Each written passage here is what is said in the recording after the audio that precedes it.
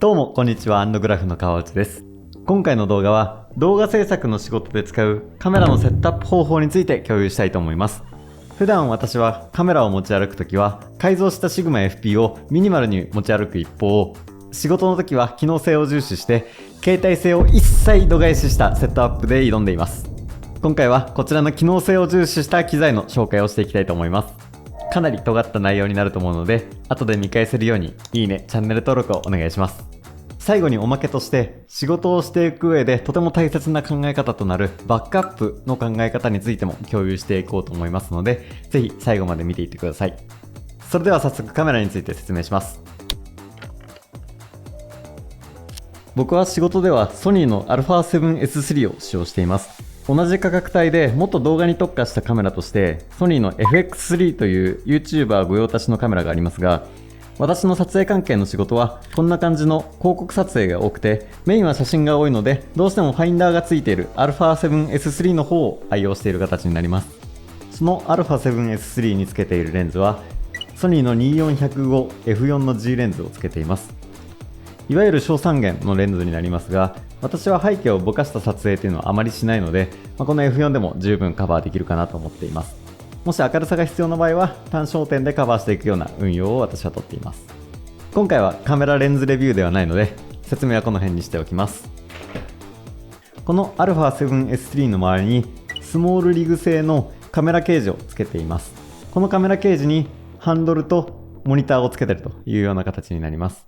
このカメラケージのいいところは、下の部分がアルカスイス互換の切れ込みが入っているので、三脚とかに直接乗せれるのがいいです。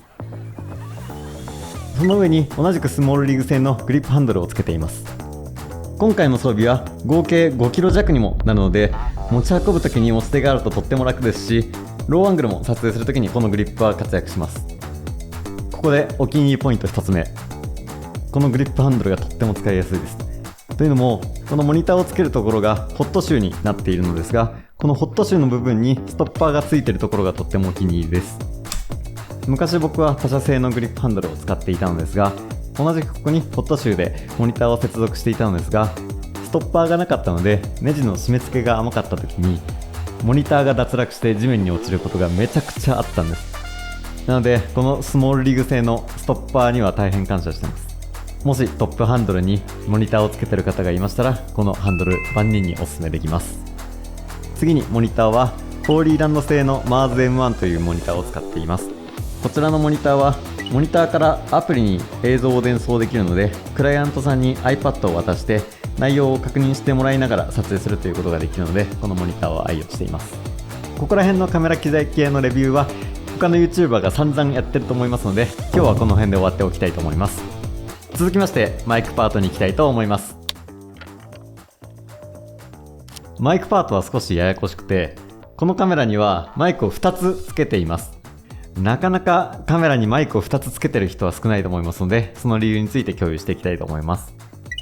メインのマイクはゼンハイザーの MKE600 というマイクを使っていて、それを Zoom F3 というフィールドレコーダーで記憶しているような感じです。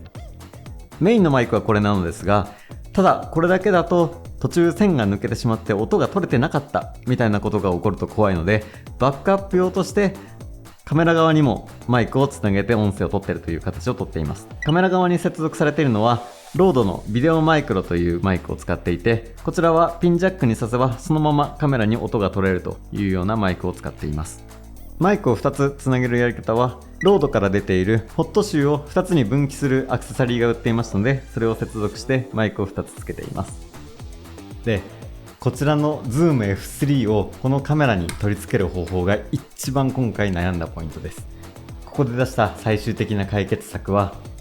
下回りのところの一番後ろの部分にこちらのスモールリグ製のバッテリーをつけているのですが、バッテリーを取り付ける V マウントバッテリーのプレートの横の部分にネジ穴が切ってあるので、そこにさらに V マウントのプレートを接続します。そして Zoom F3 の方にも V マウントのプレートをつけて V マウントプレートで接続するような形をとっています。そうすることによって撮影現場によって今回はマイク1個だけでいいなという時は、この Zoom F3 を外してカメラに直接このマイクを接続することで運用をしています。ここですごい悩んだのは、下回り側につけているこの V マウントのプレートはスモールリグ製の V マウントプレートを使っています。一方、この F3 につけている V マウントプレートはニーワー製のプレートをつけています。そうしないと F3 のネジ穴と V マウントのネジ穴が噛み合わなかったので、それぞれ違うメーカーの V マウントプレートを買わないとこれができないので、ここが非常に悩んだところです。ここにたどり着くまでにめちゃくちゃ散財してきたので、ぜひ参考にしていただければと思います。続いて下回り部分のパートに移っていきたいと思います。下回り部分はほとんどスモールリグ製のアクセサリーを使用しています。この下回りにバッテリーとカメラを載せていくのですが、その下回りを支える 15mm のロッドシステムを組んでいます。その長さは30センチのポールを2つ使っていて、それを止めるように 15mm のロッドサポートを取り付けています。カメラとの接続の間はアルカスイス互換のプレートをつけて、ここにカメラを載せるような形です。カメラの背面部にはスモールリグ製の V マウントバッテリープレートをつけていて、ここにバッテリーを取り付けるような形で運用しています。この下回りのポールの間に、これも同じくスモールリグ製のミニフォローフォーカスというのをつけていて、これでカメラのフォーカスを操作できるようにしています。これのいいところは、シネマレンズのようにカメラ側にギザギザがなかったとしても、このシリコンのゴムをつけることによって写真で一般的なレンズもこれでフォローフォーカスすることができます。この下回り部分にアルカスイス互換のプレートにカメラを取り付けます。ここでこだわりポイントとしては、カメラのモニターは操作の時に使うので、ここを開いてもバッテリー側と干渉しないような位置で固定して使っています。最後にバッテリーのパートに移っていきたいと思います。このセットアップのバッテリーの考え方ですが、この V マウントバッテリーはあくまでバックアップ用として使うというのが考え方になります。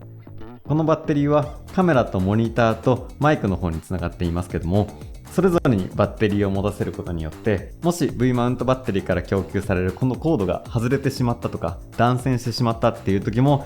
それぞれのバッテリーに切り替わって駆動できるような形にしているので、いざという時も記録をし続けられるような構成にしています。こちらが私が考える電源のバックアップという考え方です。特に仕事でクライアントワークになってくると、撮影をした後にデータが壊れてしまったとかデータが取れてなかったみたいなところがあると、最悪のケースですと損害賠償となってしまったり、お客さんの信頼を失ってしまうというところが一番ケアしなければならないところだなと思っています。なのでこのカメラのセットアップは3つのバックアップを気にしながら設計しています。1つ目はデータのバックアップ、2つ目は電源のバックアップ、3つ目は音声のバックアップです。データのバックアップについては、このカメラが2つの SD カードを入力することができますので、データを両方に記憶するようにしています。なので、もし片方がデータが壊れてしまっていた場合も、もう片方の方が生きていればそのデータを使うという風なバックアップをとっています。2つ目に電源のバックアップは、先ほど言ったように基本的には V マウントバッテリーから供給される電源で全部駆動しますが、もしこのバッテリーが切れてしまったりケーブルが途中外れてしまったりした時のためにも、それぞれのバッテリーに切り替わって記録が継続できるようなシステムを組んでいます。3つ目にマイクのバックアップについては、メインの音声としてはゼンハイザーの MKE600 というマイクで記憶をしていますが、もし途中で線が外れてしまったりデータが壊れてしまった時のために、カメラにも直接マイクを接続して音声を記録できるようにしています。クライアントワークをする上でこのバックアップという考え方は非常に大切ですので、もしこれ以外にもバックアップの方法がありましたらコメント欄に書いていただけるとありがたいです。